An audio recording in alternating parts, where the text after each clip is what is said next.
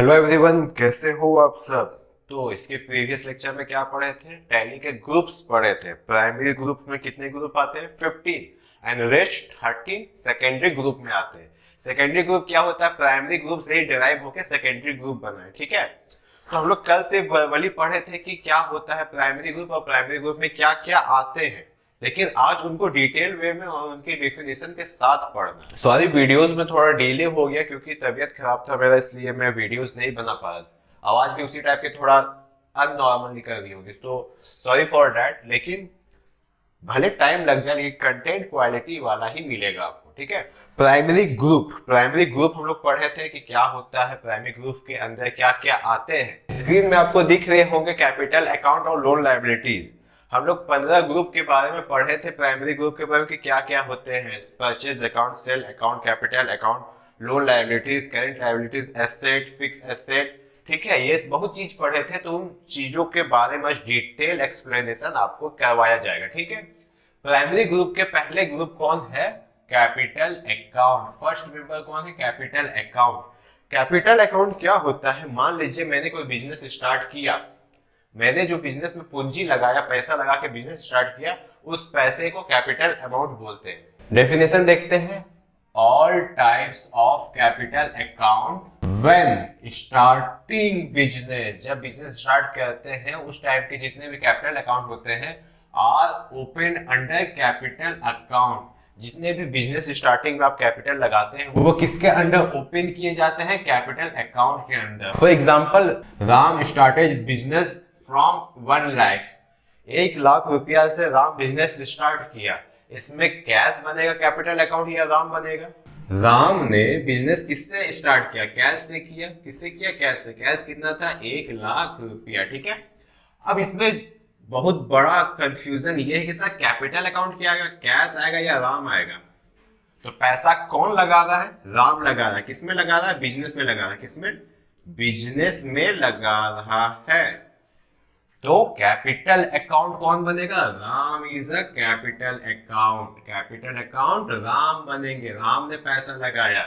Suppose that कि मैंने एक क्या किया, पानी पूरी का ठेला लगाया, उसमें उस पानी पूरी को ठेले से लेकर के पानी पूरी का सारा रॉ मटेरियल लेने तक का जितना भी पैसा मैंने लगाया है वो मेरा क्या हो जाएगा? Capital account. मतलब अगर मुझे पानी पूरी लगाना है, ठीक है, अगर मुझे पानी पूरी का ठेला लगाना है तो मुझे ठेला खरीदना पड़ेगा सबसे पहले, फिर पानी पूरी का सारा मसाला, मटेरियल, चिप्स वगैरह सब कुछ लेना पड़ेगा, तब ना मैं जाके कल को बेच सकता हूँ, लोगों को सर्व कर सकता हूँ। और उन सारे सर्व करने के बाद जितने पैसे मेरे पास आएंगे वो हमारा क्या हो जाएगा? प्रॉफिट हो जाएगा। ठीक है, वो हमारा प्रॉफिट हो जाएगा। तो ये ठेला खरीदने में और ठेले के सारा रॉ मटेरियल खरीदने में हमको जो पैसा लगा उससे क्या कहते हैं? कैपिटल अमाउंट कहते हैं। और कैपिटल अमाउंट किसमें ओपन किया जाता है? कैपिटल अकाउंट में। पानी पूरी कौन बेच रहा है? मोनू। पानी पूरी का ठेला किसने खरीदा? मोनू ने खरीदा। उसमें पैसा किसने इन्वेस्ट किया? मोनू ने इन्वेस्ट किया। तो कैपिटल अकाउंट किसका बनेगा? मोनू का बनेगा, जैसे कि यहाँ पे राम का बना हुआ है। ठीक है, पानी पूरी का एग्जांपल सुन के तो सब कुछ समझ जाते हैं कि क्या हो, क्या चल रहा है, कैपिटल अकाउंट है क्या। ठीक है, डोंट वरी, ऐसा ऐसा एग्जांपल दूंगा कि आप लोग कभी भूल ही नहीं पाओगे कि कौन सा अकाउंट कहां जाता है, कौन सा अकाउंट कहां नहीं जाता है। Loan liabilities. Loan liabilities, liabilities means दायित्व। अगर आप किसी से 5 रुपया उधार लेते हो, ठीक है, मान लीजिए कि मोनू ने राम से 5 रुपया उधार लिया। ठीक है, तो मोनू का कर्तव्य बनता है कि वो 5 रुपया राम को लौटाए। ठीक है, मेरा कर्तव्य, अगर जब मैंने राम से पैसा लिया तो मेरा कर्तव्य बनता कि मैं उसे पैसा लौटाऊं। अगर राम ने बोला कि मोनू मुझे आप 10 दिन के बाद दे देना, 10 दिन के बाद आप मुझे पैसे दे देना, तो मेरा कर्तव्य बनता है, मेरा दायित्व बनता है कि मुझे 10 दिन के बाद 5 रुपया वापस करना है। अंडरस्टूड? ओके, तो सर एक करंट लायबिलिटीज भी आप बताए हैं, इसके बाद बताऊंगा करंट लायबिलिटीज भी बताऊंगा कि क्या होता है करंट लायबिलिटीज और क्या होता है लोन लायबिलिटीज। ठीक है, current liabilities means what? Business में करंट लायबिलिटीज और लोन लायबिलिटीज क्या होता है? अगर मुझे कोई बिजनेस स्टार्ट करना, है तो उसे बिजनेस स्टार्ट करने के लिए अगर मुझे कुछ लोन की जरूरत है, मैं कहा गया? अंबानी जी के पास, मुकेश अंबानी के पास मैं गया, बोला सर अपना नया चाट पकौड़ी का ठेला स्टार्ट कर रहा हूं। अंबानी जी बोले क्या? चाट पकौड़ी? So interesting. बोले यस सर, सो इंटरेस्टिंग। तो अंबानी जी बोले ठीक है बाबू, बताओ क्या सेवा कर सकते हैं तुम्हारे। बोले सर चाट पकौड़ी का तो ठेला हम स्टार्ट करने वाले हैं, पर थोड़ी पैसों की तंगी आ रही, पैसे थोड़े कम पड़ रहे हैं। बोले कितने कम पड़ रहे हैं? बोले सर मुझे 1 लाख रुपये कम पड़ रहा है, थोड़ा 5 स्टार चाट पकौड़ी का दुकान खोल रहे हैं, तो सर मुझे 1 लाख रुपया कम पड़ रहा है। अंबानी जी ऐसे तो लोन नहीं दे देंगे। अगर मैं उनका जान पहचान होता, रिश्तेदार होता या कोई बेस्ट फ्रेंड होता, तो अंबानी जी बोलते ले जाओ यार, तुम दे देगा, तेरे पे भरोसा है। लेकिन अगर कोई ऐसे ही मुंह उठा के चल जाएगा, सर पैसा पैसा पैसा पैसा पैसा पैसा पैसा पैसा, तो देंगे क्या? नहीं, उसके लिए आपको कुछ कैपिटल जमा करना पड़ेगा। तो मेरे पास गिरवी रखने के लिए क्या था? एक तो चाट पकौड़े की दुकान खोलनी है मुझे, क्या गिरवी रख सकता हूं मैं? तो मैंने बोला सर मेरे पास तो कैश की बहुत जरूरत है और गिरवी रखने को कुछ है नहीं। तो मैं क्या किया, अपने घर के पेपर उनको गिरवी रख दिया। जो मेरा घर का पेपर था, जितने भी डॉक्यूमेंट्स थे, एज अ एसेट मैंने मुकेश अंबानी जी को दे दिया, और मुकेश अंबानी जी ने मुझे 1 लाख रुपया दे दिया मेरे बिजनेस के लिए। यहाँ क्या हुआ, मैंने अपने घर का पेपर गिरवी रखा अंबानी जी के पास, और अंबानी जी क्या किए, उसके बदले मुझे 1 लाख रुपया दे दिए मेरा नया बिजनेस स्टार्ट करने के लिए। तो लोन लायबिलिटीज यही होता है कि अगर आप लॉन्ग टर्म के लिए किसी से लोन ले रहे हो, तो वो किस में जाता है? लोन लायबिलिटीज में। मान लीजिए अगर मुझे चाट पकौड़ी का सामग्री के लिए मुझे कुछ पैसे चाहिए, ठीक है, चाट पकौड़ी का रॉ मटेरियल खरीदने के लिए भी मेरे पास पैसे नहीं है, मैं कहाँ गया? चाट पकौड़ी का जो दुकान है जहां रॉ मटेरियल्स मिलते हैं, मैं वहां पे गया। तो वहां का आदमी बोला, बोलो बाबू क्या चाहिए? बोले सर मैं अपना नया चाट पकौड़ी ओपन करना चाह रहा हूं, तो मुझे थोड़ा रॉ मटेरियल चाहिए, जैसे वो चाट पकौड़ी मेरा बिक जाएगा मैं आपको पैसा वापस कर दूंगा उसका। तो बोला ठीक है, कोई ज्यादा बात नहीं है, 5,000 का तेरा रॉ मटेरियल का प्राइस है, तो ठीक है, मैं तुम्हें रॉ मटेरियल देता हूं, चाट पकौड़े के लिए रॉ मटेरियल मैंने तुम्हें दे दिया, और जब ये बिक जाएगा, इसका प्रॉफिट तुम्हारे पास आ जाएगा, तो मुझे वो वापस कर देना।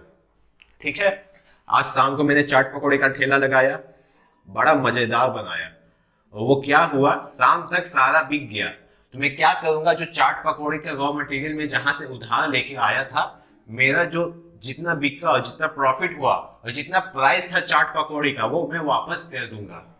अगर मुझे कोई पैसा कल, 1 घंटे बाद, या अगले दिन, या परसों, या अगले महीने वापस करना है, तो वो कौन से लायबिलिटीज होते हैं? करंट लायबिलिटीज, जो नेक्स्ट हम लोग उसी के बारे में पढ़ेंगे। फिलहाल अभी हम लोग लोन लायबिलिटीज पढ़ रहे हैं, तो लोन लायबिलिटीज के बारे में जानेंगे ये क्या होता है। ठीक है, सिंपली आप ये समझिए, अपने बिजनेस को आगे बढ़ाने के लिए अगर आप लोन लेना चाहते हो, तो वो अकाउंट लोन लायबिलिटीज में जाएंगे। क्या बोले सर? अगर आप अपने बिजनेस को स्टार्ट करने के लिए या बिजनेस को आगे बढ़ाने के लिए किसी से लोन लेते हैं, तो वो अकाउंट कहां जाएंगे? लोन लायबिलिटीज में जाएंगे। That's it. ओके, आइए डेफिनेशन देखते हैं लोन लायबिलिटीज का। The loan taken by the business in the liability of the business. अगर कोई भी लोन लेते हैं बिजनेस के लिए, तो हमारा दायित्व बनता है, क्या बनता है? दायित्व बनता है बिजनेस का, कि this type of account are created under loan liabilities. उस टाइप के अकाउंट हमें कहां क्रिएट करने हैं?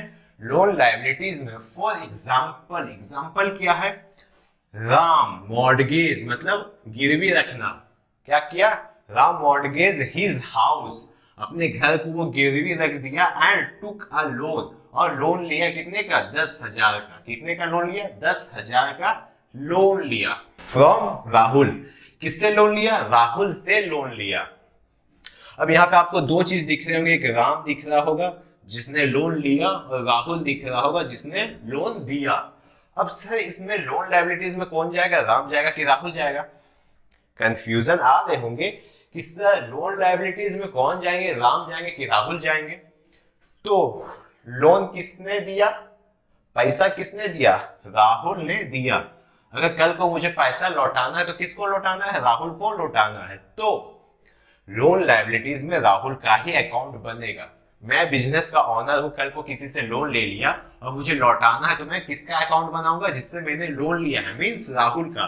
तो लोन लायबिलिटीज का अकाउंट किसका बनेगा, राहुल का। Rahul is a loan liabilities, जिसका अकाउंट बनेगा वो कौन है, राहुल है, Rahul.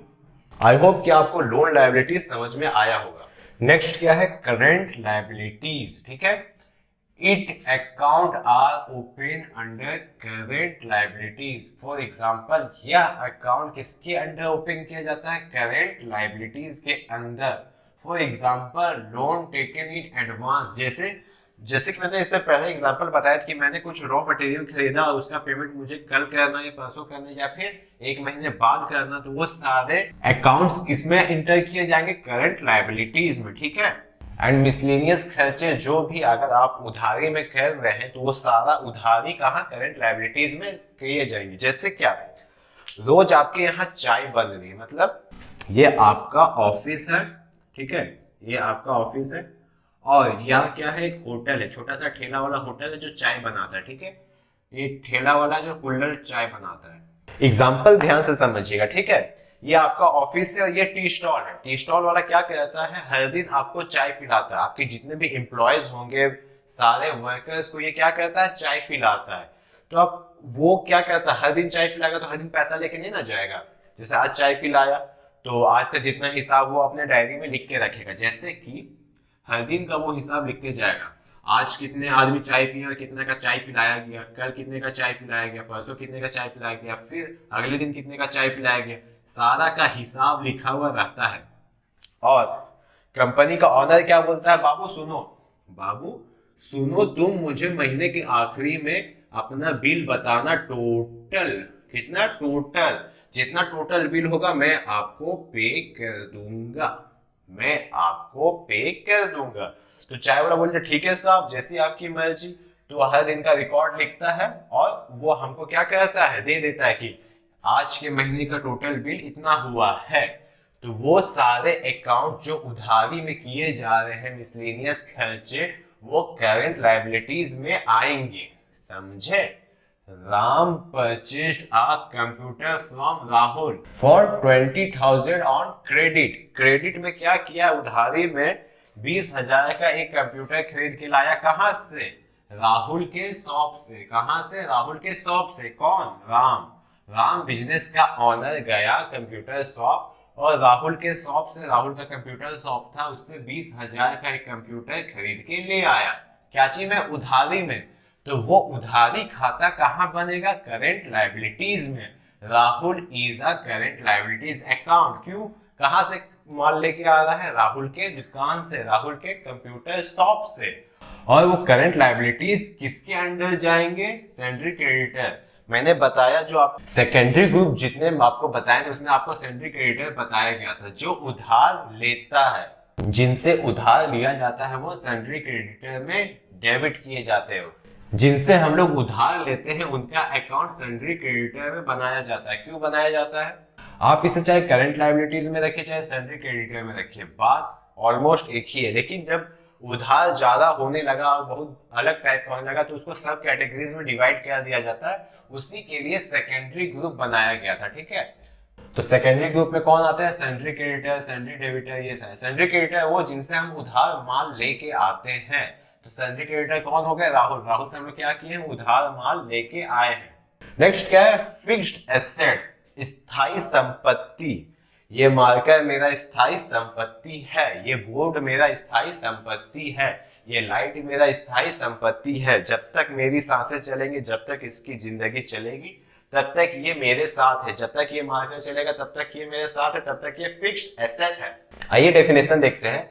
Account of all types of fixed asset are maintain under fixed asset. जितने भी all types of fixed asset, जितने भी सारे प्रकार के फिक्स्ड एसेट है वो किसमें मेंटेन किए जाते हैं, फिक्स्ड एसेट अकाउंट में। ठीक है, सच एज, जैसा कि बिल्डिंग मतलब जो आपका ऑफिस होगा, अगर आपका अपना होगा तो वो आपका एसेट होगा, ठीक है।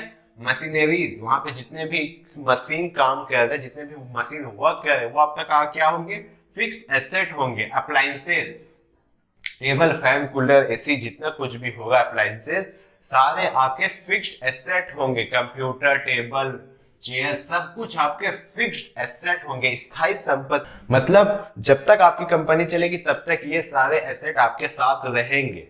That's called fixed asset. Ram for example, ठीक है, Ram purchase a cell phone for 10,000, okay.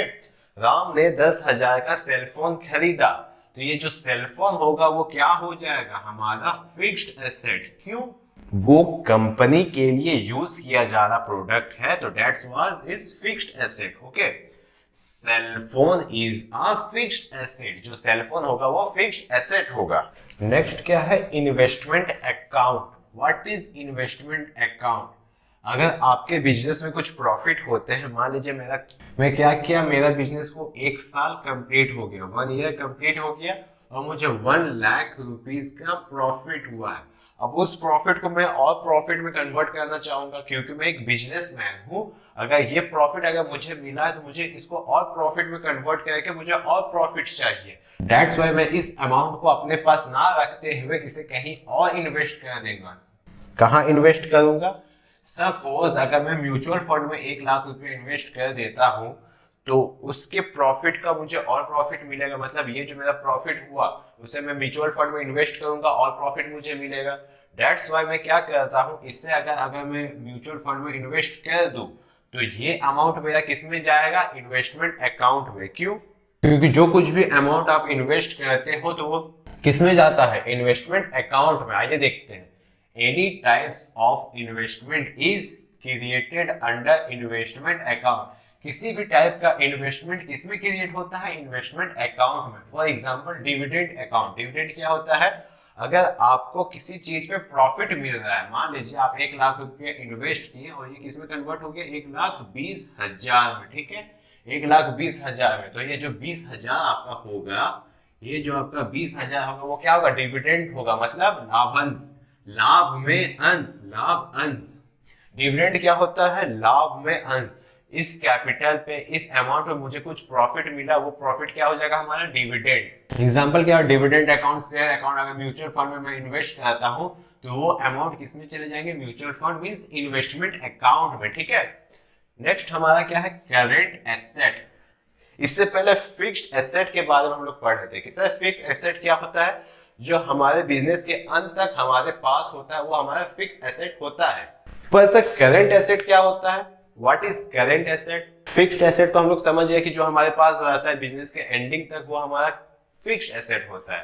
पर sir what is current asset? This is current asset. What?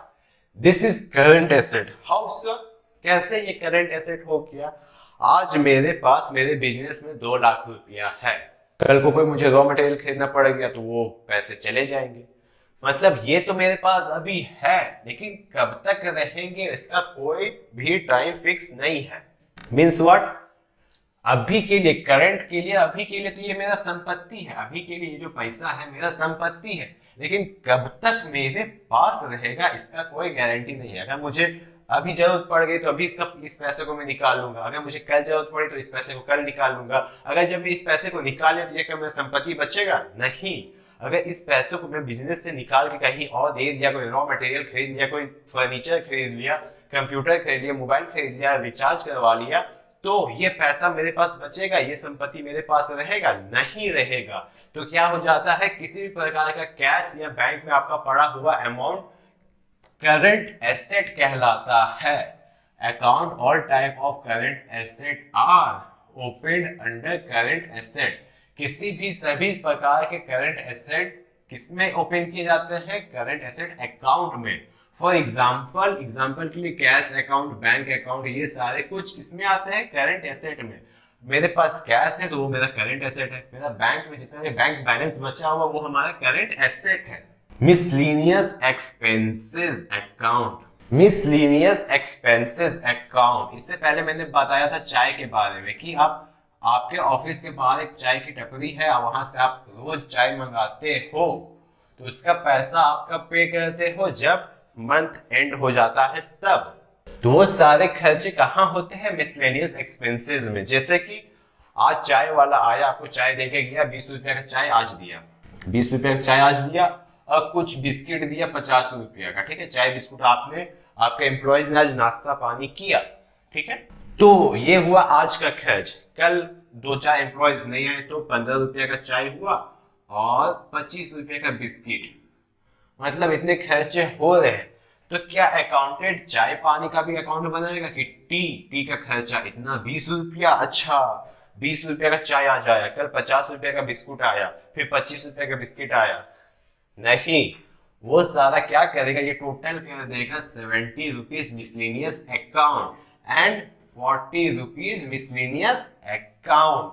मतलब कुछ खर्चे जो क्या कहते हैं, प्रॉपर नेम जिसको ना दे सके, जैसे छोटा मोटा खर्च, ऐसे इक्का दुक्का खर्च, वो किसमें इंक्लूड होते हैं? मिसलेनियस एक्सपेंसेस अकाउंट में।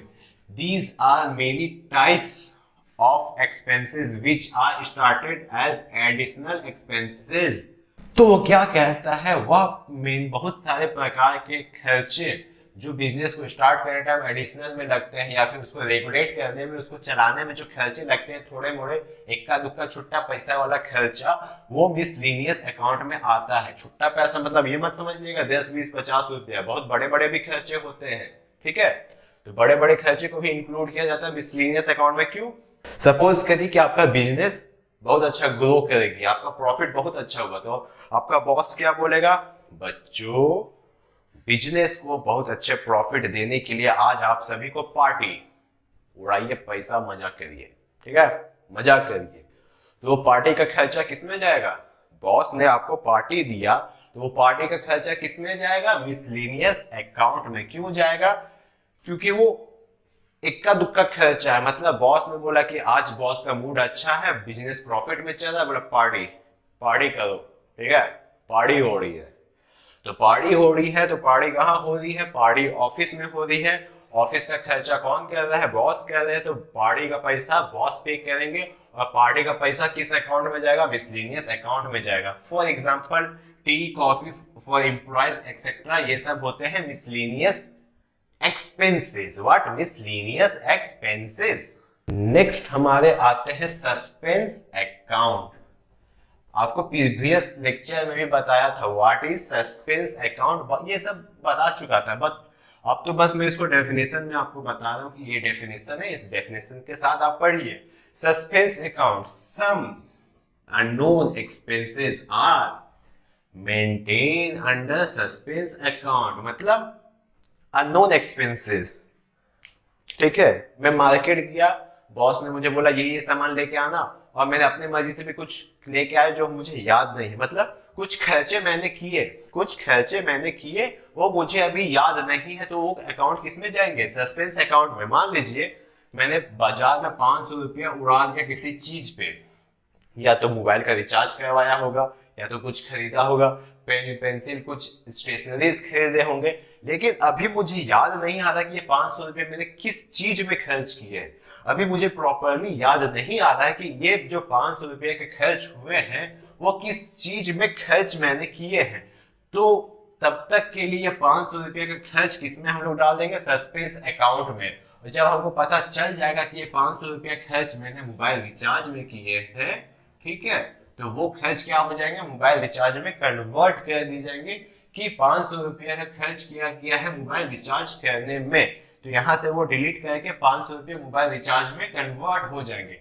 तब तक के लिए ये 500 रुपये कहाँ रखते हैं हम लोग? सस्पेंस अकाउंट में रखते हैं, ठीक है।